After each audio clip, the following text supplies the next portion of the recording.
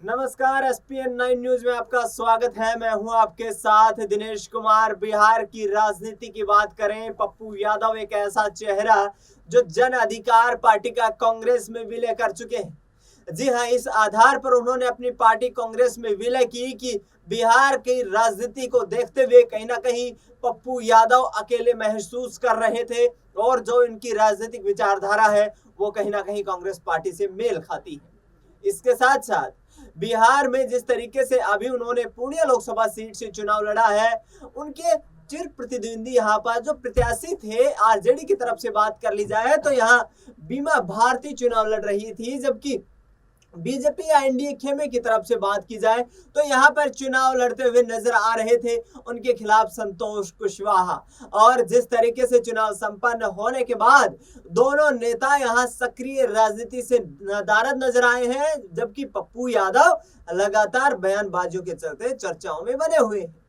पप्पू यादव ने जिस तरीके से लालू प्रसाद यादव की शरण में रहकर राजनीति में कामयाबी के वो गुर सीखे और उसके बाद जिस तरीके से उन्हीं को चुनौती देते हुए उन्हीं की पार्टी के खिलाफ यहाँ चुनाव लड़ते हुए नजर आए, ऐसे में दोनों के बीच जुबानी जंग जबरदस्त तरीके से देखने को मिली।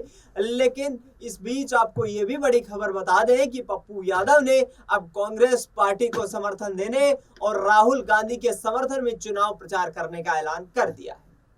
क्या कुछ कहते नजर आ रहे हैं कांग्रेस पार्टी को समर्थन देने के लिए पप्पू यादव, सुनिए जरा। सर, आपके लोकसभा क्षेत्र में चुनाव से अब आगे क्या रणनीति है? अब भैया हम तो अभी लगातार क्षेत्र में, कल भी फलका में एक शाह परिवार का पूरा जल गया, बंगा में जल गया, आग लग गया, सलेमपुर में, महसपुर में, तो लगातार कटिहार में जो घटना घटी है 400 घर जल गए, तो पूरी पार्टी हमारी लगेगी। 400 घर जहाँ जल गया पूरा का पूरा, कल 50,000 रुपया फलका में शाह परिवार को दिया गया। तो सेवा अनवरत जो काम है, अभी भी जो फोक्सीबाग में जल गया था तो लगभग सभी परिवार को अभी 10-10 हज़ार रुपया दे के हम आए। सर ये कांग्रेस चुपचाप मदद किया, इस तरह की चर्चा है। अब रायबरेली में कांग्रेस को गजब बात कर रहे हैं। हम कांग्रेसी हैं और कांग्रेसी रहेंगे, आप बेफिक्र रहिए। सवाल उठता ये है, जिन लोगों ने कांग्रेस को मदद ही नहीं किया, जो यहाँ गठबंधन धर्म है, एक बार भी कटिहार आए, औपचारिकता आई, किशनगंज में रोटा जाकर औपचारिकता निभा लिया आपने, पूर्णिया में 5 दिन आप रहे, गाली गलौज दिए, मरवाने की साजिश रचे, गाली गलौज दिलवाए, 10 करोड़ से ऊपर रुपया बांटे लोगों के बीच, सब जगह आप किए। भैया हम आपसे पूछ रहे हैं, महाराजगंज आपके घर के बगल में है तो आप क्यों नहीं लड़ रहे हैं? आप तो लड़ रहे थे, प्रभुनाथ भाई लड़ते थे। गोपालगंज आपका घर है, आप क्यों नहीं लड़ रहे हैं? सिवान आपका है, आपको कैंडिडेट क्यों नहीं मिला? क्या कारण है? पहले तो आप अपमानित किए, लेना नहीं चाहे, गाली गलौज दिया, बाद में आप कह रहे हैं कि टिकट देंगे। तो पहले जब आप अपमानित कर दिए, शहाबुद्दीन साहब डेथ किए, तो एक बार सुधि उस परिवार की नहीं ली गई। अब बाद में एक बार पूछा नहीं गया, ना MLC बनाने में, ना राज्यसभा में, तो आप वहाँ भी नहीं गए, वहाँ भी आप सफ़र कर गए। तो आप वहाँ से आप क्या संदेश दिए? गोपालगंज में आप शहाबुद्दीन साहब परिवार को, अब तो आपको छोड़ देना चाहिए, का वॉक ओवर दे देना चाहिए कि हम शहाबुद्दीन जी की पत्नी लड़ रही है इसलिए हम वहाँ चुनाव नहीं लड़ेंगे। वो भी तो सेकुलर थी ना भाई, कांग्रेस शहाबुद्दीन जी की परिवार भी तो सेकुलर थी ना। कांग्रेस से बगावत करके पूर्णिया चुनाव लड़े हैं भैया, तो पूर्णिया बगावत कांग्रेस से करके, कांग्रेस ने कहा, कोई कांग्रेसी ने कहा कि हम बगावत किए? राहुल जी आए, प्रियंका जी आए, बट यहाँ पर राष्ट्रीय अध्यक्ष यहाँ आए, एक बार भी ये चर्चा हुई? एक बार ने उन्होंने कहा कि पप्पू यादव ने बगावत की? हम कांग्रेस के आशीर्वाद और स्नेह से चुनाव लड़े, जनता ने लड़ाया, जनता की चुनाव थी। नीतीश कुमार जी वहाँ पर रोड शो किए, सभी लोग। राहुल गांधी जी के प्रचार में जाएंगे? एकदम जाएंगे। रायबरेली धन तन मन धन पूरा समर्पित होके जितना साथी है जाएंगे, एक एक लोग जाएंगे। हम लोग पूरी ताकत के साथ हम तो चाहेंगे कि प्रियंका गांधी जी भी कहीं से चुनाव लड़े।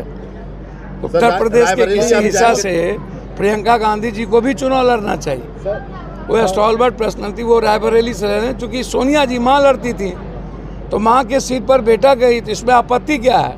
और जब KL शर्मा एक उस परिवार का, वहाँ का सेवा करने वाला अमेठी लड़ रहा है, तो एक आदमी जो डेली सेवा करता था वो लड़ रहा है वहाँ से। आप बेफिक्र रहें। रायबरेली से निमंत्रण मिला है क्या चुनाव प्रचार के लिए? अच्छा, किसी को मरने हरनी में, शादी ब्याह में जौड़ी है, चुनाव प्रचार के लिए निमंत्रण मिलेगा पप्पू यादव तभी जाएं। कन्हैया जी लड़ रहे हैं। हम तो बोले कि शहाबुद्दीन साहब, बिहार में कांग्रेस के सीट पर पप्पू यादव पूरी तरह से, जहां भी हमारी भागीदारी होगी हम जाएंगे। गोड्डा में हम प्रदीप जी के यहाँ रहेंगे, हम वहाँ रहेंगे। और हम चाहते हैं कि हर कीमत पर रोहिणी आचार्य जी और दूसरी जो बड़ी मिश्रा जी हैं, हमारी शुभकामना है कि वो चुनाव जीते। हमारा पूरा स्नेह है कि वो चुनाव जीते। लेकिन हम कांग्रेस के साथ अंतिम क्षण तक हैं, अंतिम क्षण तक रहेंगे। और हमारी पार्टी का पूरा समर्थन किसी भी परिस्थिति में शहाबुद्दीन जी के परिवार के साथ है। थर्ड फेज में लालू परिवार का सदस्य चुनाव लड़ रहा है। क्या कितनी सीटें लालू परिवार ला सकते हैं? देखिए, मैं कोई प्रवक्ता नहीं हूँ। यदि कांग्रेस को सामने रख करके गठबंधन होता और कांग्रेस को बड़ा भाई मान करके देश का चुनाव था, ये बिहार का चुनाव नहीं था। बिहार का चुनाव होता तो निश्चित रूप से आप स्टेट पॉलिटिक्स में आगे आप बढ़ा करके आरजेडी को रखते। यह कांग्रेस एनडीए वर्सेस इंडिया का चुनाव है। ये नहीं कि एनडीए इंडिया को नहीं दोगे तो एनडीए को दे दो, ये नहीं। आप यहाँ एनडीए को देंगे और कहीं पर किसको देंगे? आप हमको बताइए ना। आपको पहले किसी भी कीमत पर कांग्रेस को आगे अभी भी करने का मौका है, आप करिए। कांग्रेस को आप बिहार में बिल्कुल नासमझ बना दिए हैं और आपने बैक फुट पर ला दिया है। कांग्रेस को आगे रख करके आप चुनाव लड़ते तो आज सीन कुछ और होता।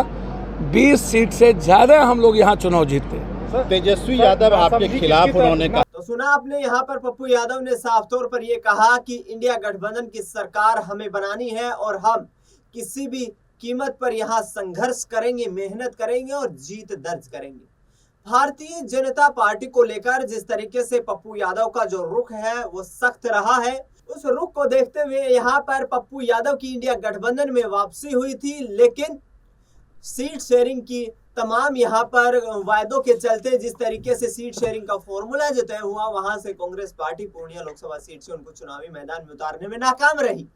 नतीजतन पप्पू यादव ने निर्दलीय प्रत्याशी के रूप में चुनाव लड़ा है। लेकिन यहाँ पर राहुल गांधी को समर्थन को लेकर के पप्पू यादव लगातार सक्रिय नजर आ रहे हैं। उनका कहना है कि कांग्रेस की विचारधारा उनकी मूल विचारधारा है।